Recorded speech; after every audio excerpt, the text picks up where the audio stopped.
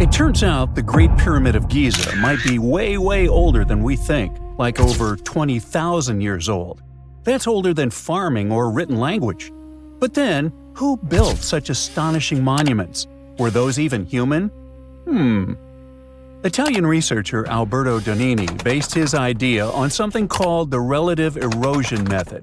In short, you look at how stone wears down over time and say, yeah, this kind of damage would take way longer than a few thousand years. But before we dive deeper, here's a quick refresher on the pyramids themselves. The pyramids of Giza are some of the oldest giant stone structures ever made by humans.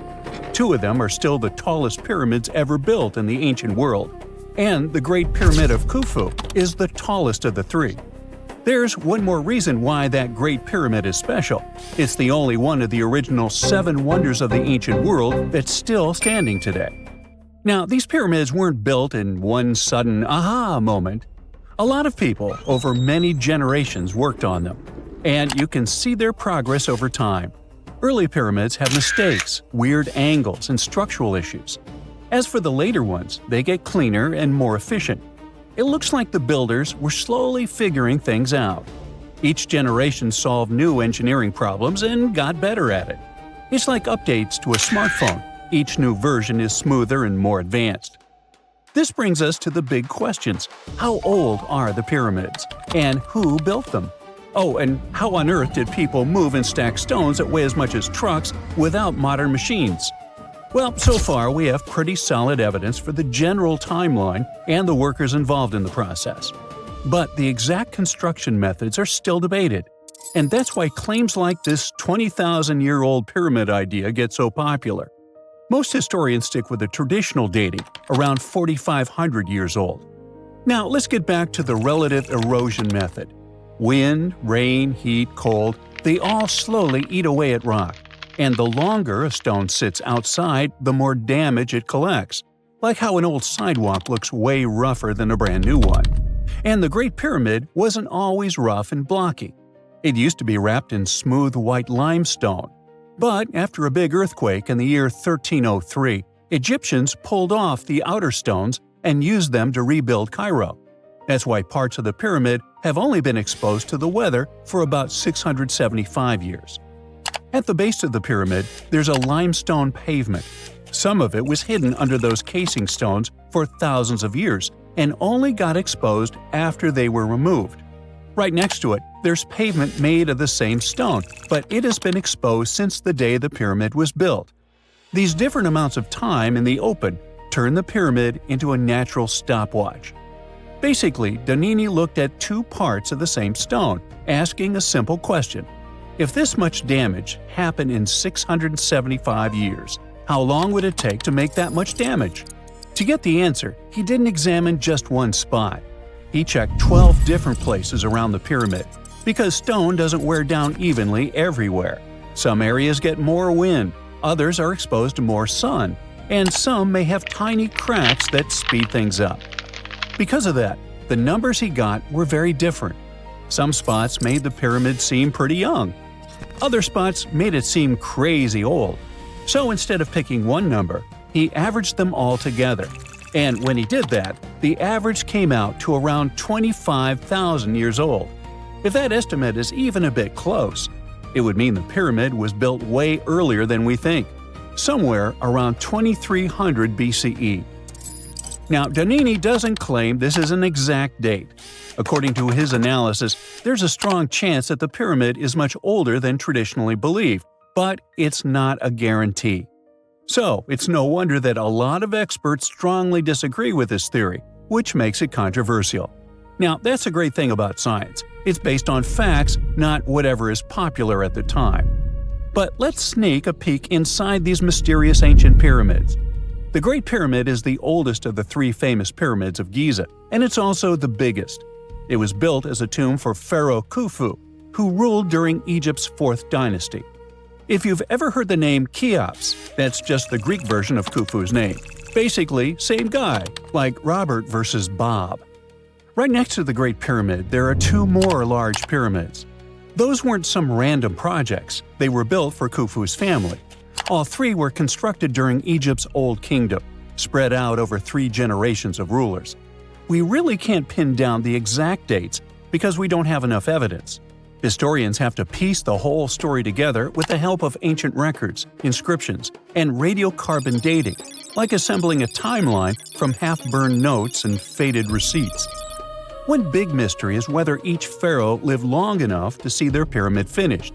These projects were massive and took years, even decades. It's very possible that some pyramids were completed by the next ruler after the original pharaoh passed away. The Great Pyramid itself was likely built around 100 years after an earlier one, which was a step pyramid. It was kind of a prototype that helped Egyptian builders figure out how to go from stacked steps to smooth-sided giants. But how did they actually pull this off? Because stacking millions of giant rocks into a perfectly shaped pyramid is not something you do when you're bored. First thing we should consider, nobody had really done this before. The older pyramid was more like a giant stone staircase, so cool but very different. The pyramids at Giza were a whole new level. That's like going from building a shed to suddenly constructing a skyscraper and somehow not messing it up. For one thing, ancient Egypt had it pretty good back then. Every year the Nile flooded, and when the water went away, it left behind super fertile soil. In other words, they had tons of food, more than enough to keep people alive and feed a massive workforce. That extra food powered the pyramid project. The rulers figured out how to organize farming really well. They took that extra food and used it to support thousands of workers. Now, speaking of workers, some people likely worked on the pyramids full-time. Others were farmers who helped out when they weren't busy in the fields. Some people probably paid their taxes by doing labor. Plus, researchers found notes that showed a lot of day-to-day planning. During the wet season, Egyptians used shallow boats to float heavy stones closer to the site instead of dragging everything across land. So, the river was handling a lot of the heavy lifting. The real headache was getting those massive stones up. You just can't lift a multi-ton rock over your head and hope for the best. The defeat would be crushing. The builders had to use ramps.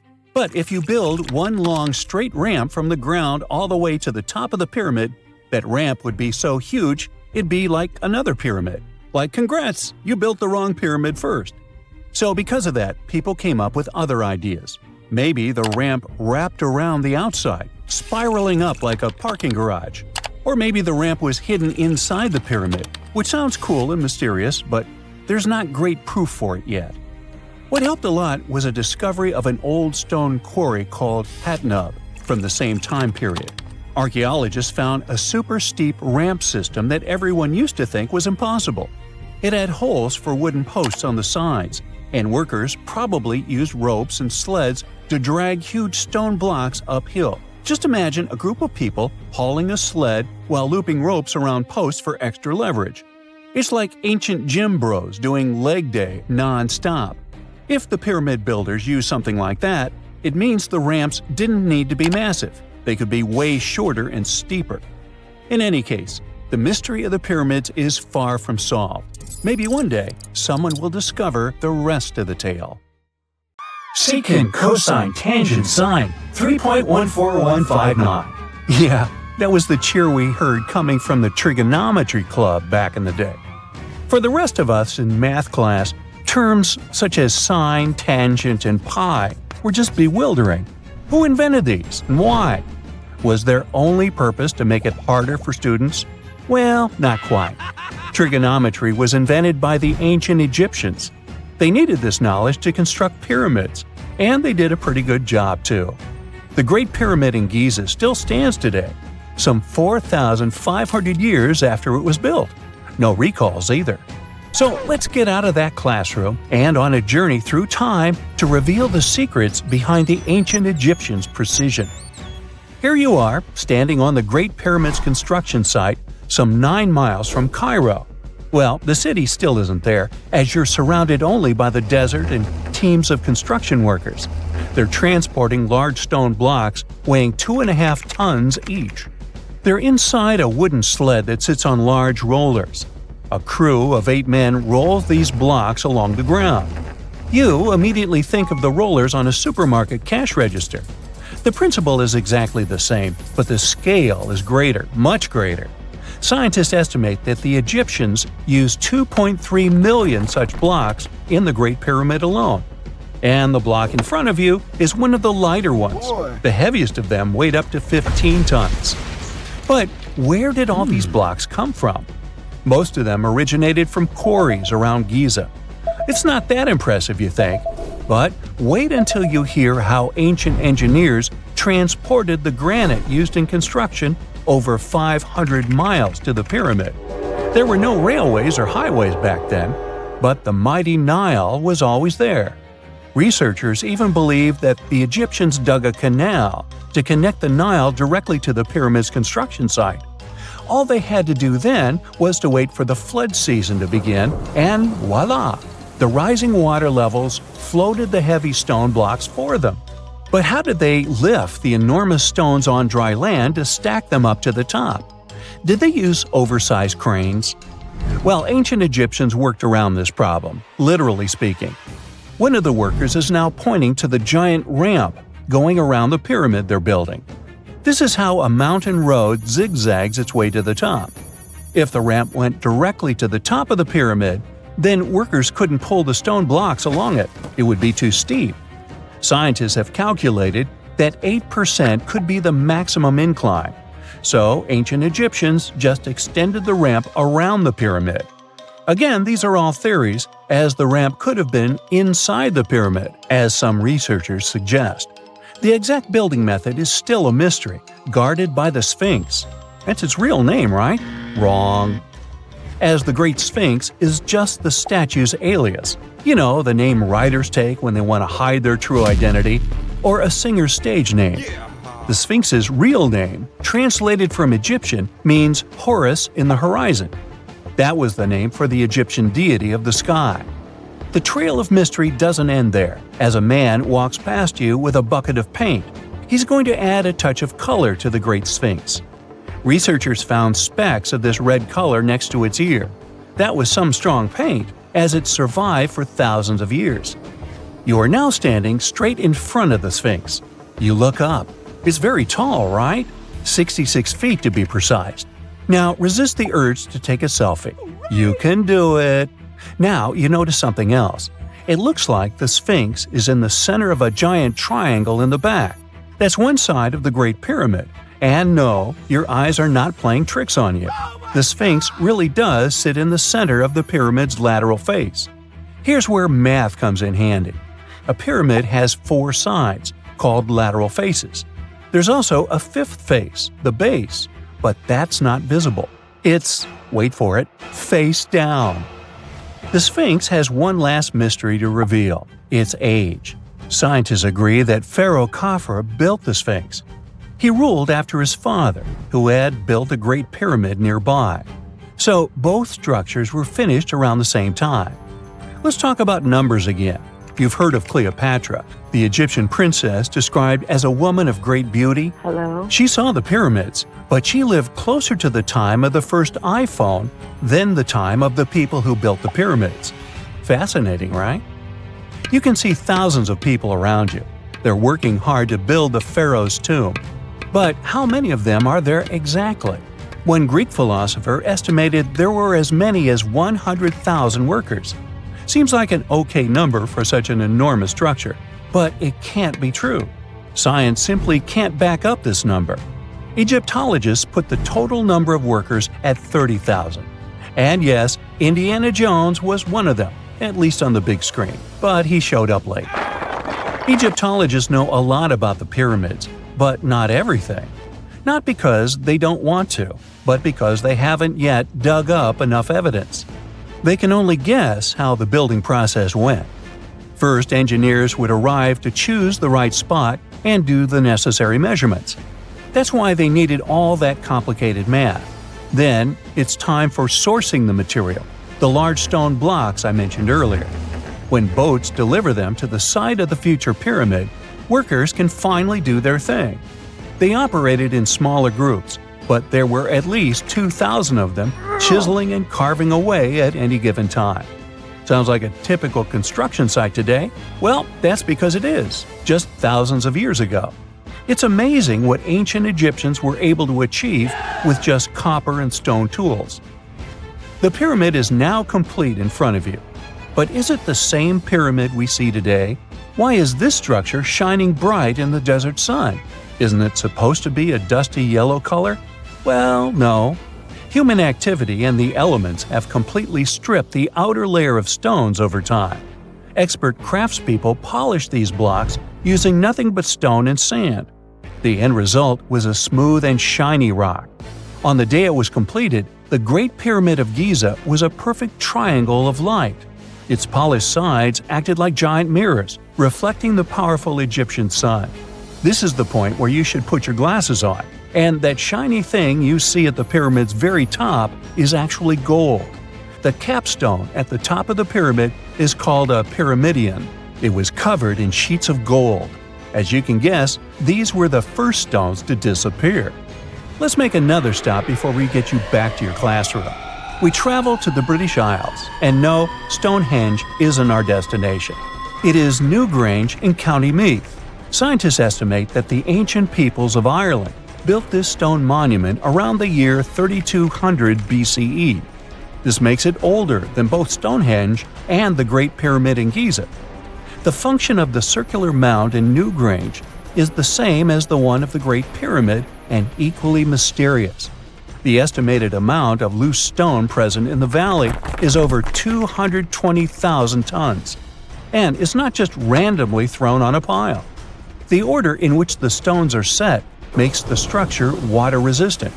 That would explain how Newgrange had survived for so long. Kinda makes you want to splash out the cash for that waterproof phone case, huh? Well, you're back in your school desk, but today's math lecture is the last thing on your mind. You're thinking about how great the Egyptian pyramids are, and if we have something similar today. It turns out modern engineers are just as impressed with the Great Pyramid as you are. There's a glass pyramid sitting in the main courtyard of the famous Louvre Museum in Paris. The panorama of San Francisco wouldn't be complete without the 48-story Transamerica Pyramid. But Las Vegas went the furthest. There we find the Luxor Hotel. It's so big that it's the third largest pyramid on the planet. And guess what's in front of it? Yup, a replica of the Sphinx. It's 110 feet tall, 2 stories higher than the one in Giza. Yeah, everything's bigger in Vegas. And now we're off to almost 5,000 years ago. Let me take you to ancient Egypt, where back in 2550 BC, guess what? The construction of the Great Pyramids of Giza started. People learned to build cathedrals and skyscrapers, but it wasn't until recently that these massive buildings appeared. It's still a mystery to even modern scientists how these pyramids were built 5,000 years ago. No wonder they are one of the 7 wonders of the ancient world. They're also the oldest of them and the only wonder of the ancient world that still exists in the 21st century. It must have taken a lot of cooperation to build a thing that massive, even for today's metrics. But the Giza pyramids weren't the first pyramids ever. The first one, called the Step Pyramid, was built around 80 years before the first pyramid of Giza in 2630 BC for King Djoser. It wasn't meant to be extraordinary, but ended up being quite impressive. It was a pyramid of 6 stepped layers of stone. It was 204 feet high, which is as tall as a 19-story building. And it was the tallest building that existed at that time. It wasn't just a pyramid though, it was surrounded by a whole complex of buildings, including even courtyards. In ancient Egypt, people believed in the afterlife, so everyone, especially kings, wanted to make sure they had everything they needed to get ready for it. Here's why the pyramid complex was perfectly supplied with a lot of objects people used every day. The complex included a pyramid and a kind of a palace. Those buildings had many things the king loved and might need one day, like furniture, food, and gold vessels. After Djoser, building pyramids became common practice, but many pyramids weren't finished. It would usually take about 20 years to build one, but many rulers reigned way less than that. Overall, there are more than 100 pyramids. The most famous pyramids are the Great Pyramids of Giza. The first one and the biggest one was built for Pharaoh Khufu, around 2550 BC. Initially, it was 481 feet tall, which is as tall as a 40-story building. The second pyramid was built for Khufu's son, Pharaoh Khafre, around 2520 BC. It's just a bit shorter, usually standing at 471 feet high, a 39-story building. This is the pyramid with the famous statue of the Sphinx. Sphinxes have a lion's body and a human head. They were built to guard important areas. This one has the head of Pharaoh Khafre and is guarding his pyramid, facing the sunrise. The Sphinx is most well known and is one of the world's biggest and oldest statues. Originally, it had red color and did have a nose. It's still possible to see the trace of red pigment by its ears. But no one knows exactly when the nose disappeared. For some time, the Sphinx was sort of hidden underground, being covered with sand up to its shoulders. Luckily, in the early 1800s, an adventurer with a team of 160 people dug it out. The third pyramid of Giza is the smallest one, being more than twice shorter. Originally, it was 218 feet high, about the height of a 20-story building.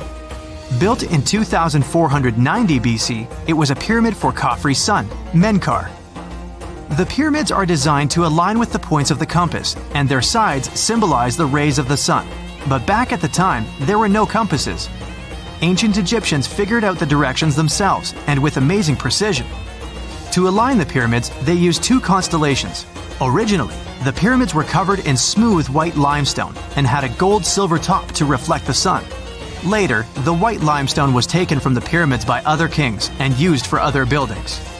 Scientists estimated that ancient Egyptians used about 2.3 million stone blocks to build the first pyramid.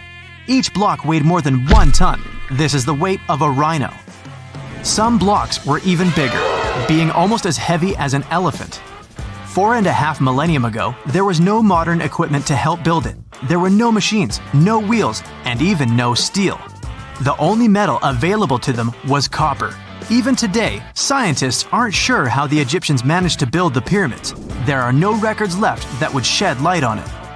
Some even think that Egyptians wanted to keep it as their secret and didn't even record it on purpose. Many believe that poor people and foreigners built the pyramids, but it's not true. Actually, the builders were very skilled workers, and they were fed and paid well. The archaeologists claim that the builders lived in a nearby temporary city and were a highly organized community with a strong leader. Scientists say that around 20,000 people worked on each pyramid complex, and it took about 20 years to build each. It probably was a national project.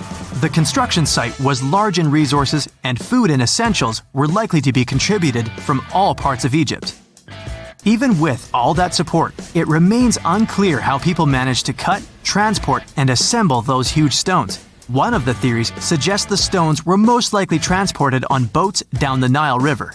Then, there was a harder part. They had to be moved to the construction site. For that, they probably used wooden sleds. It wasn't very hard to pull them because the sand mixed with the right amount of water was pretty slick. And 10 people could move a sled even with a rock weighing 1 ton pretty easily. Finally, one last problem. The stones had to be lifted and put into place.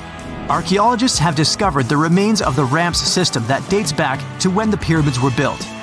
Most likely, the Egyptians designed a unique system to move and pull huge stone blocks, but no one knows what it looked like exactly. The most common opinion is that there were several ramps around the pyramid to help move the blocks. The ramp was growing with the pyramid getting higher. They suppose people were walking up the stairs, pulling the stone on the wooden sled up in the middle on the sandy ramp. But this is just one of the options. Others say that the ramps were going around the pyramid. Some say the ramps were inside the pyramid. But we'll never know for sure, and it'll forever remain a mystery, just like the ancient Egyptians wanted. Surprisingly, there's not much inside the pyramids. Most of it is just solid stone with very little open space. But let's take a quick look inside the biggest of the pyramids of Giza.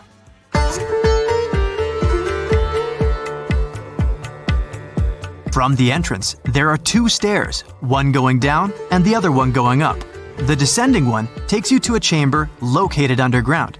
That's where the pharaohs are, but not in this pyramid because Khufu wanted to stay higher. The underground room is partly unfinished. The room with Khufu's sarcophagus is called the King's Chamber. It's upstairs and then through the tall and long Grand Gallery. Below the King's Chamber, there's a room called the Queen's Chamber. There are no queens though, and no one is sure why the room is called this. Unfortunately, none of these have any hieroglyphs on the wall. They're just bare. If you want to see them, you should go to the other rooms that are decorated. Those pieces of art are depictions of ancient Egypt's culture and daily life. The texts allow researchers to study their language and grammar. Sadly, the treasures that once were here in the pyramid are long stolen. From that room, there are several tunnels for an unknown purpose. There are many tunnels and passages inside the pyramids. There are many chambers and shafts and secret ways. Scientists have been sending little robots with cameras there for some decades already. And the robots did discover another chamber a bit upstairs with hieroglyphs on the walls. But even today, much of the pyramids is still unknown, and there's no so-called building plan of the pyramids. Egyptians did create a mystery no one can crack for 4,500 years already. Scientists recently started to X-ray the pyramid to learn what's inside it without entering it and its narrow, mysterious tunnels. Imagine working 7 days a week on a large-scale construction site. You, along with thousands of others, carry millions of stone blocks and put them on top of each other according to a complex system. You work without modern construction equipment. You have no air conditioning or constant access to water. It's so hot outside that you can fry eggs on the road. You've been building the pyramid for decades, and now, when it's finally done, you enjoy the result of the colossal work of thousands of people. You're looking at a giant cultural monument of global value that will freeze in time and amaze people for tens of thousands of years. A few thousand years have passed. People in the 21st century see the pyramids and are like, wow, I can't believe humans have built this. Yeah, the people who built the pyramids wouldn't have appreciated such a theory. But actually, there are reasons to believe that people built it using some fantastic technology. From the outside, it seems the Great Pyramids are just big triangles of stone. People just put some heavy blocks on top of each other, and that's it. In fact, the design seems too perfect to be true. The pyramid consists of more than 2 million blocks. They lay so close to each other and are so even that you couldn't squeeze even a thin sheet of paper between them. Scientists still can't figure out the exact technology for building the Egyptian pyramids. One of the biggest and most famous is the Great Pyramid of Giza. This huge construction, well known all over the world, has one big secret. There should be a capstone on top of the pyramid. It's a triangular-shaped stone block, a small pyramid on top of a huge one. It's also called a pyramidion. The builders of ancient Egypt made it out of granite and limestone and covered it with gold. No records or old drawings prove that there was a pyramidion at the top of the Great Pyramid of Giza. But there's another ancient Egyptian structure with such a triangle, the Red Pyramid. It was built before the Great One, and its capstone has survived to this day. Archaeologists have found and reconstructed it.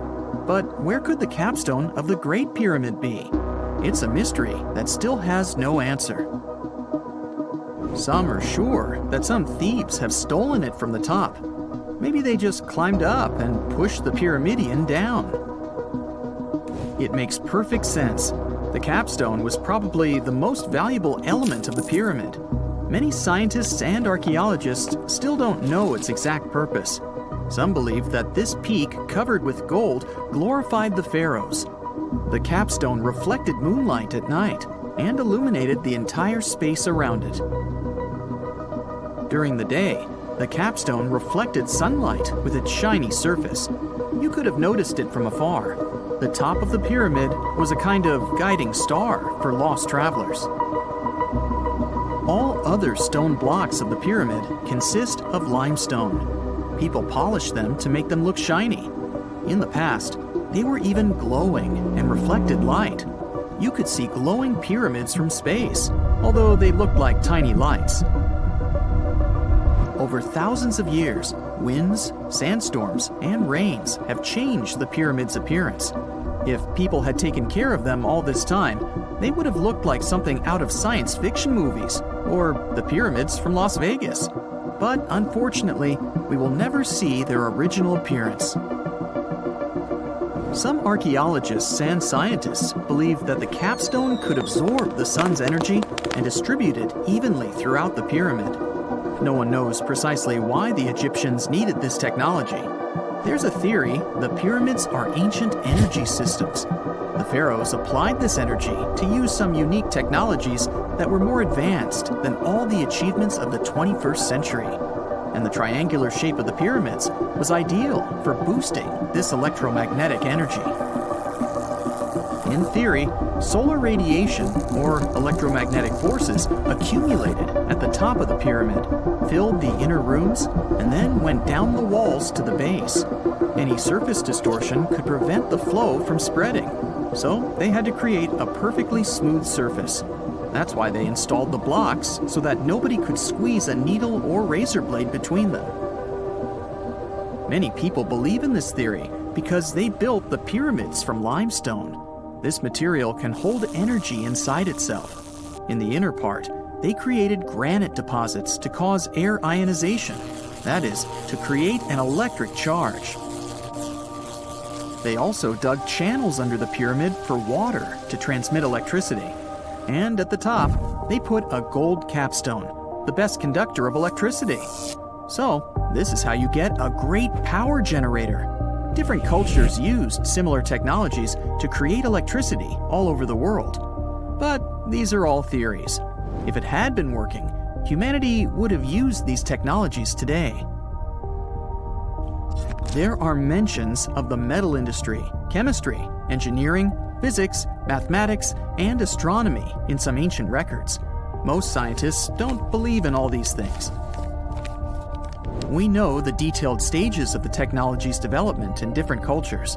In the 21st century, scientists, historians, and anthropologists can track the evolution of all modern devices.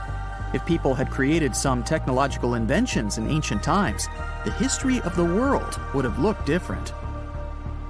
Perhaps all the achievements of antiquity could have been wiped off the face of the earth by global cataclysms. And it can happen to us. Just imagine how people would dig up a laptop in 5,000 years. Perhaps they wouldn't understand what kind of device it is. Another Egyptian wonder surrounded by mystery is the statue of the Sphinx. The Egyptians carved it out of a single massive piece of limestone about 4.5 thousand years ago. But scientists still don't know the exact date of its construction or who built it. People painted the Sphinx in different colors, so it looked much brighter and more vivid in the distant past. It was shining just like the Great Pyramids. Anyway, time hasn't only changed its appearance, but its name too. Initially, the Egyptians called it Hor-Mekhet. The Greeks renamed it the Sphinx about a few hundred years after it had been built. The Sphinx emphasized the greatness of the rulers of Egypt. It also performed a symbolic function of a watchdog guarding the tomb of the pharaoh and the paths leading to it. This version sounds realistic, since archaeologists have discovered many secret entrances at the foot of the Sphinx. Perhaps these rooms and intricate tunnels lead to underground halls with treasures. And treasures don't always mean gold and jewelry.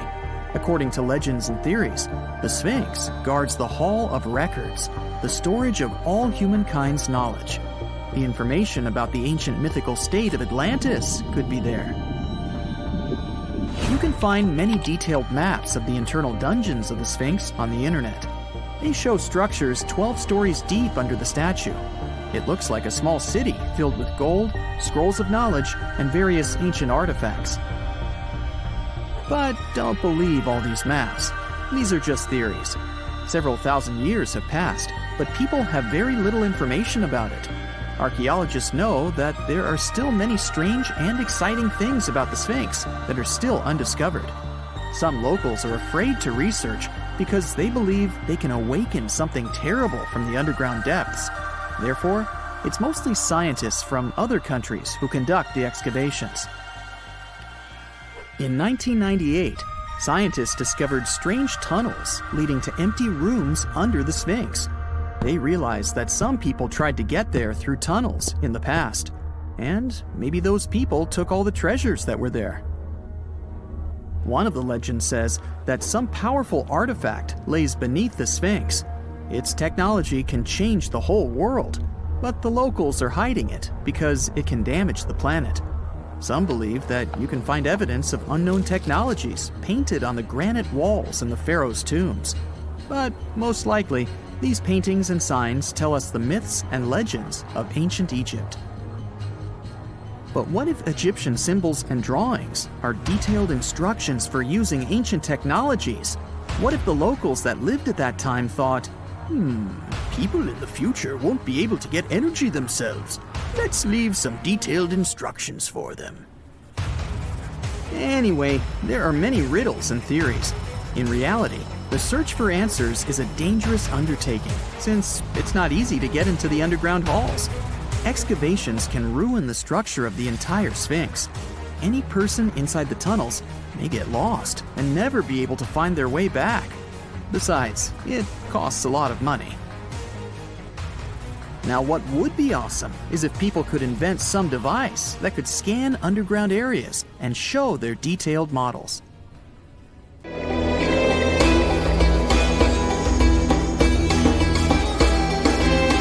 The Great Pyramid was created as the final resting place of ancient Egyptian monarch Khufu. According to legend, French leader Napoleon entered the Great Pyramid and came back out looking shaken and super pale. He never revealed what he saw inside, but whatever it was is said to have affected him for the rest of his life.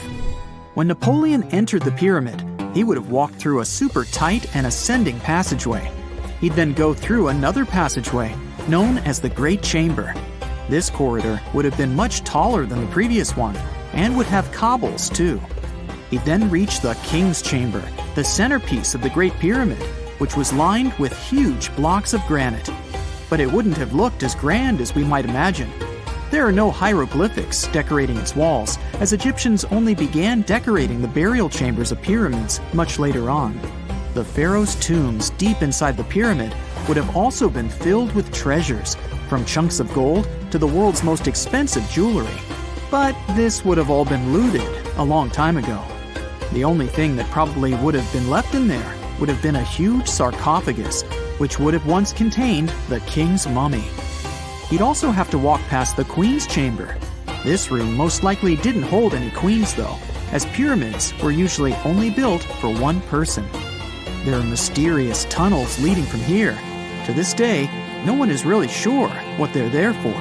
And that's not the only mysterious and creepy thing Napoleon may have encountered, as stories of pharaohs leaving ancient curses on pyramids go way back. Many pyramids had warnings written on the outside, telling of horrifying things that would happen to those who entered and disturbed the peace. We might not know what exactly Napoleon found in the Great Pyramid that scared him so much, but we know for sure what was found in Tutankhamun's tomb. Tutankhamun was an ancient Egyptian pharaoh who was only 8 or 9 years old when he took to the throne. He became a cultural phenomenon when his tomb was discovered almost completely intact in 1922. His pyramid sits in the Valley of Kings in Thebes, modern Luxor, which is in Egypt. Unlike the Great Pyramid, Tutankhamun's tomb was covered in beautiful wall decorations. The walls told the story of how he would travel to the afterlife through the underworld. Egyptians believed all people would have to take this journey, so they would fill their tombs with objects and paintings to help them get there. There'd also be spells painted on the walls. They believed this would help people pass over to the next realm. The journey would be pretty long, and for that reason, the ancient Egyptians would also fill the pyramids with food. Tutankhamun's pyramid was filled with 8 fruit baskets. They even found something called gingerbread fruit in there. The rooms were jam-packed with furniture, statues, clothes, and staffs, amongst a whole bunch of other things. You'd likely find a lot of clothes and expensive jewelry in the pyramids as well. The ancient Egyptians wanted their ancestors to travel in style to the afterlife. They put Tutankhamun in his final resting place with over 50 pieces of clothing, all of the highest quality. There were tunics, scarves, gloves, and headdresses, and a ton of jewelry. Bracelets, pendants, necklaces, rings, and scarabs for protection were all found inside.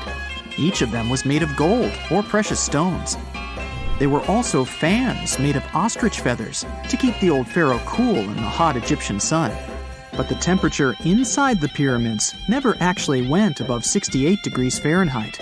The ancient Egyptians developed a super cool air conditioning system that we don't fully understand even today.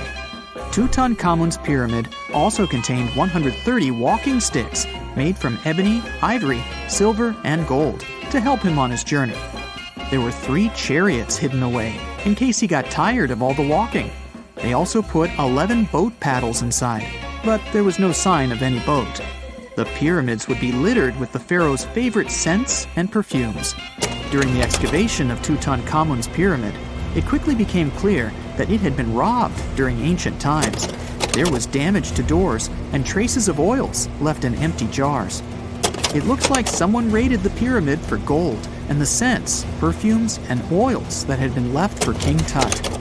There was still a bit of perfume, which was made from coconut oil and frankincense, left in one bottle. It seems like Pharaoh Tutankhamun loved board games. There was an ivory traveling set of senet in his pyramid. Although we don't know for sure exactly how to play it, we have figured out it was sort of an ancient Egyptian version of backgammon. It looks like it was a 2-player game where the goal was to knock your opponent off the board. Not really sure who Tutankhamun's mummy was supposed to play with, though. The ancient Egyptians had some rituals that may seem pretty strange to us. For example, they used to shave their eyebrows off if they ever lost a cat. So it's not too surprising they put some really weird things inside pyramids. Archaeologists discovered a collection of mummified cats and scarab beetles in pyramids that date back more than 4,000 years. They were found in the pyramids of Saqqara, which is south of Cairo. They also found a bunch of makeup kits and mirrors inside. Makeup was worn proudly by both men and women in ancient Egyptian times. Eyeliner was the most popular cosmetic. The Rosetta Stone was one of the best discoveries ever made in pyramids. It was found by our man Napoleon Bonaparte and his team.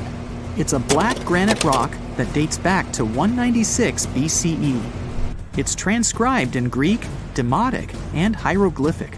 When it was translated in 1822, we got the key to understanding ancient Egyptian hieroglyphics for the very first time. The discovery of Queen Hatshepsut's mummy in 1903 changed our understanding of the Egyptians forever. After she had passed away, her successor, Thutmose III, removed most of the evidence of her reign, so we basically knew nothing about Egypt's first great female leader. She's now gone on to become one of the few and most famous female pharaohs of Egypt. Pharaoh Khufu even had a fully fledged boat in his pyramid. Archaeologists uncovered more than 1,200 pieces of a giant boat near the Great Pyramid at Giza. They reassembled the boat, and it's a whopping 144 feet long. It's most likely a solar boat, which was designed to carry the resurrected king with the deity Ra. Fun fact, the Pyramid of Giza is the last remaining of the 7 wonders of the ancient world. The other 6 are the Hanging Gardens, the Colossus, the Temple of Artemis, the Mausoleum, the Lighthouse, and the Statue of Zeus. This pyramid was also the world's tallest man-made structure for 3,800 years, and it's the biggest pyramid in Egypt.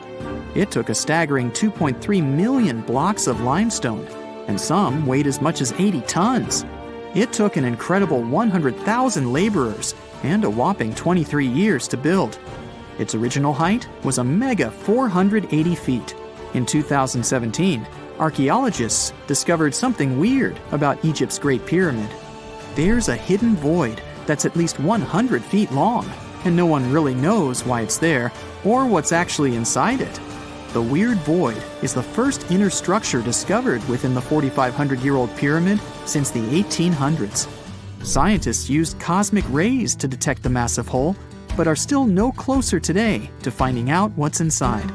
The ancient Egyptians took a lot of care building the pyramids, and everything was strategically placed and structurally sound, so it's super unlikely that this hole is due to blocks falling over time. Loads of pyramids also contain small model figurines called ushabti. These represented attendants. They believed they would come to life to serve the pharaohs in the afterlife. But it's amazing that all this stuff actually fit inside. There isn't actually a huge amount of space inside the structures. It's mostly just rock. X-rays are a type of invisible radiation that can pass through our bodies and objects. They're very important in the field of medicine because they allow doctors to see inside our bodies without having to perform surgery. Now, let's dive into how X-rays work. They're a kind of electromagnetic radiation, just like light or radio waves. However, they have much higher energy than light, which makes them able to go through objects that light cannot. Imagine you have a powerful flashlight. If you try to shine it through a wall, the light won't go through because the wall is too thick. But these rays have enough energy to go through walls and even our bodies. The discovery of X-rays happened by accident in the late 19th century. A scientist was experimenting with cathode rays, which are a type of radiation. He was working in his lab and noticed that a nearby fluorescent screen started to glow, even though it was not directly exposed to the cathode rays. He realized that something invisible was causing the fluorescence, and he named it X-ray, because X is the mathematical symbol for something unknown. He continued experimenting with such rays and discovered that they could pass through many objects, like flesh and bones, but not through denser materials like metal. He also found that X-rays could create images on photographic plates, just like a camera takes pictures. The way this works is quite fascinating. Imagine you're standing in front of a bright light and you hold your hand in front of your face. Your hand blocks the light and you can't see through it. But if you place a sheet of tissue paper in front of your hand, some light will pass through, and you'll be able to see the outline of your hand. X-rays work in a similar way. When a doctor wants to take an X-ray of a part of your body, they will ask you to stand or lie down next to a machine. This device has a special plate that can capture the image. Let's say the doctor wants to further examine your arm. They will place the X-ray plate on one side of your arm and the machine on the other side. Then, the machine will produce a controlled burst of X-rays that pass through your arm.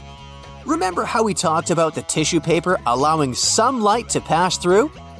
Well, in this case, some of those X-rays will go through your arm, while others will be absorbed or blocked by the denser parts of your body, like bones. The plate captures the X-rays that pass through your arm, and it creates an image. This image shows the bones and other structures inside your body, allowing the doctor to see if there are any problems or injuries. Now, you might be wondering why X-rays can pass through some things but not others. It has to do with the density and composition of the objects. Denser materials like bones absorb more X-rays, so they appear white in the image. So when you look at the result, you'll see your bones as white shapes. Other tissues like muscles and organs are less dense and allow some of those rays to pass through, so they appear as gray shadows. What if I told you there's a whole new way you can peek inside objects, but without using X-rays? I'm not talking about magic powers. Take a comfortable seat while I explain what myography is.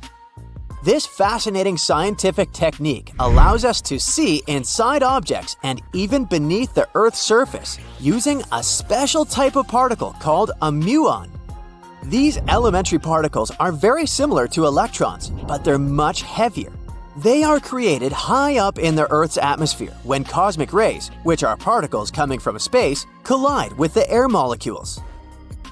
Now, muons are special because they can pierce through different materials. They can pass through rock, soil, and even buildings. Scientists realized this potential back in the 1950s when they were studying cosmic rays and noticed that some of the particles could pass through thick materials. The first muography experiments took place in the 60s. Specialists discovered that muons can be detected using special devices called muon detectors. These detectors are usually placed underground or in specially designed laboratories to shield them from other particles and background radiation. Now let's dive into how muography actually works.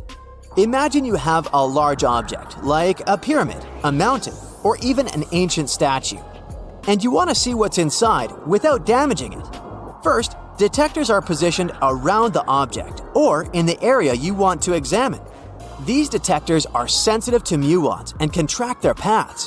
When such a particle passes through a detector, it leaves a trace, like footprints in the sand. By collecting data from multiple detectors, scientists can reconstruct the paths. Here's where things get really cool. The Earth's atmosphere acts like a natural filter for muons. It turns out that the more massive an object is, the more particles it will block. So, if you have a large, dense object like a mountain, fewer muons will pass through it compared to a smaller, less dense object, like an empty box. This difference in the number of particles that reach the detectors can give us clues about what's inside the objects. Scientists use computer algorithms and mathematical techniques to analyze the data and create images. These images represent the density distribution of the object being studied. It's like creating a map that shows where the densest areas are and where there's gaps inside the object. The concept of muography is similar to using shadows to understand the shape and size of an object. Imagine you're standing in front of a bright light and you place your hand between the light source and a wall. You'll see a shadow of your hand on the wall. Based on the shape and size of the shadow, you can get an idea of what your hand looks like, even though you can't see it directly. This technique has been used to study various objects and structures. For example, scientists have used it to explore the inside of volcanoes and pyramids, and even to investigate the structure of mountains and the Earth's crust. With the help of this amazing technique, scientists have now uncovered new information about the Great Pyramid of Giza. They discovered something that had eluded tomb raiders for centuries. They found a hidden chamber. And guess what they named it?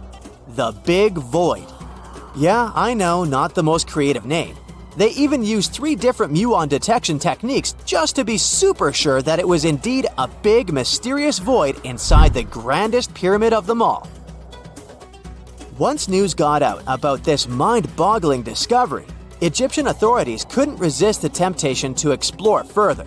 So, they brought in an endoscope camera to confirm the existence of this epic void. So, they inserted a camera through one of the openings underneath the entrance, and voila! It revealed a corridor. More so, the corridor had a chevron ceiling. I can't help but imagine the ancient Egyptians using it as a cool dance floor. Another team of scientists decided to take another shot at scanning this newfound void. According to them, the Great Pyramid of Giza is a pioneer in the pyramid game. It used a technique called chevron to cover internal structures and keep them from collapsing. Now, why did the ancient Egyptians build this corridor and the grand void it leads to? One theory suggests that the corridor was built to relieve pressure inside the pyramid. Another theory says that the void could be a result of the pyramid's construction process. It could have been an internal ramp used to move roof blocks into position, and then it was left there or filled loosely with rubble. According to other enthusiastic explorers, there might be another burial chamber waiting to be discovered. They believe that the pyramids were built with a dash of randomness in the construction process. As the builders worked their magic, they realized that some chambers wouldn't be able to handle the weight of a majestic sarcophagus. So they made adjustments on the fly, creating new plans as they went along. It's 1898, and you're taking part in excavations in Saqqara. This place, not far away from Cairo, is full of ancient tombs and pyramids. You're in your Indiana Jones mood and hope to find something really phenomenal to become famous. Gold, manuscripts, treasure maps, mummies of famous pharaohs. Wait, a wooden bird? You're really disappointed as it looks like a regular toy. An old one, but still. Little do you know that years later, someone would propose that your bird was actually an ancient monoplane. So the artifact, nicknamed the Saqqara bird, is made of a sycamore tree.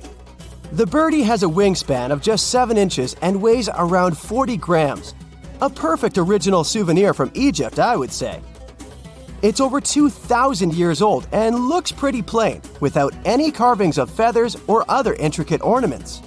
It has a beak and eyes though, which makes our find look like a hawk, the emblem of the deity Horus. Its tail is rather unusual as it's squared, looks weirdly upright, and it seems like the sunken part of it was the place for a now missing piece. Humans love solving a good mystery, so there have been several attempts to explain the use of the birdie. First, quite simply, is that it was a ceremonial object. The second idea is that it was a toy for a child from some well-off family. It could have been some sort of boomerang, which was a popular concept in ancient Egypt. Then there was a theory that the bird had been used as a weather vane. But this one has been debunked as the figure doesn't have any holes or markings, except for the one made at the museum in Cairo to fix the exhibit on a stick. So there was no way to hang it in the past.